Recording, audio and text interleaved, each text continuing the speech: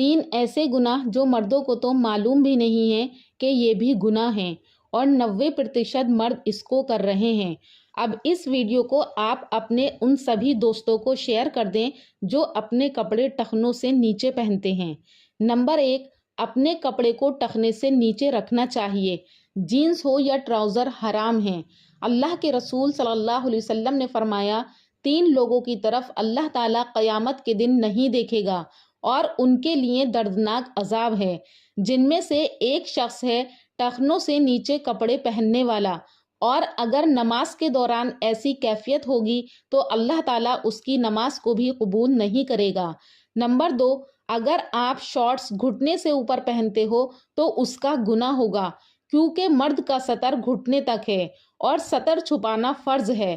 Number 3، قضا hair cut, مطلب اپنے بالوں کو ہر طرف سے چھوٹا کر لینا اور بیچ میں سے چھوڑ دینا۔